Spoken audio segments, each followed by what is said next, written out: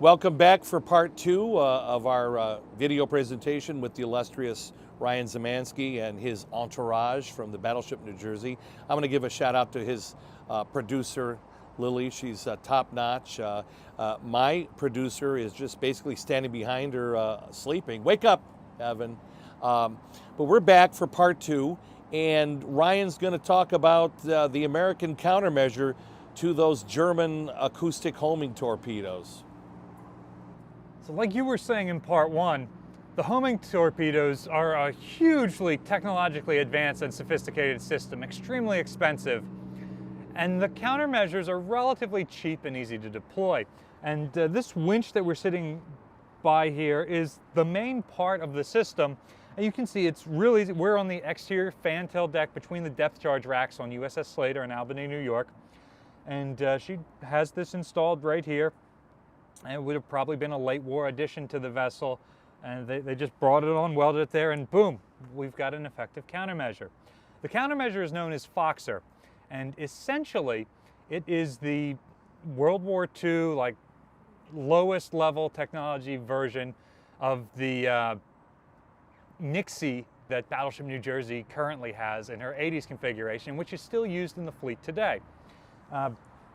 Much like Nixie, which has a powered winch that is passing the towed array out the back of the ship, this is just a hand crank winch with a bunch of cable on it that goes out through the fair lead at the stern of the ship. And essentially it has like number 10 cans on the ends of it, and it's not actually a number 10 can filled with rocks, but basically it's a number 10 can filled with rocks with some holes cut into it so that it will move around and shake up and make a lot of metallic noise. So now this acoustic homing torpedo is coming towards the loudest sound, which once was the propeller of the ship. We see lots of incidences around 1943 where these start to get deployed, where our destroyer escorts in the Mediterranean primarily are getting shot right up the stern. So in our last video you talked about how the US Navy had a doctrine of how to deploy these weapons so they weren't discovered. The Germans didn't have such a doctrine. They were losing their U-boats so quickly that they had to deploy the weapons to save themselves and to be able to get into effective positions.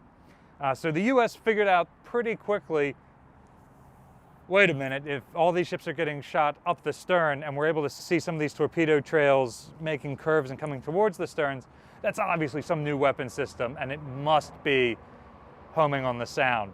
So initial versions of this were probably unauthorized ship alts where sailors were just like, well, how can we deal with it? And then when that works, it proves effective, they deploy this really simple winch system. This is dangerous to deploy. The cable can very easily get wrapped around your propellers, and that is bad for your ship. So you have to be moving at a certain speed to deploy this. You can't just be trailing it all the time, or if you're making radical maneuvers.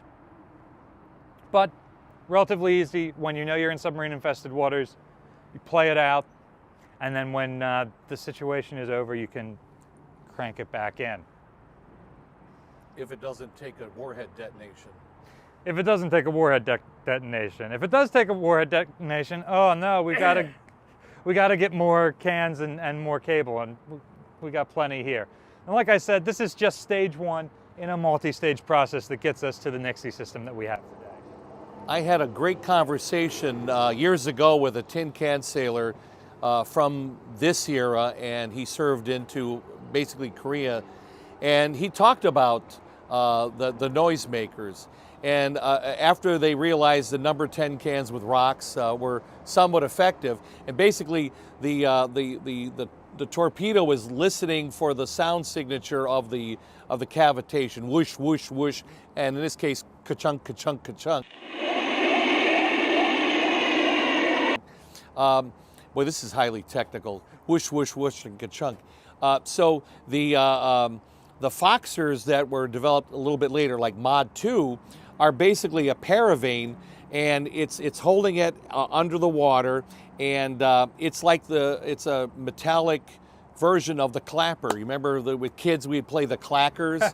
And so there's two things coming together. Right. And so there's two things coming together. which again to the stupid torpedo sounds perhaps like the cavitation. So you've got something a little better made that's making this clapping based on the water pressure as it's streaming through. It's clapping these two things together, and if it works, thank God, you know. And it does amaze me that you develop a super sophisticated system and then there's a simple counter, and then you tune up your system so that it can listen better for the right sound. And so another modification has to be made, and this has continued escalating for the last almost 80 years now. Right.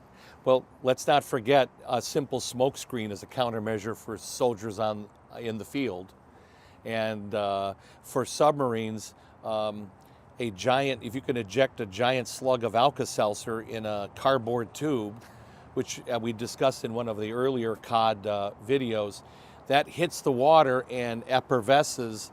And so you have both the cloud of bubbles, which dampens active sonar pings, and just the sound of the whoosh, whoosh, you know, the hissing sound will mask your own cavitation. So again, simple works. Well, thanks for joining us. We could be here all day, but they're trying to bring tours aboard, and we are just guests in their hair. So let's get out of here.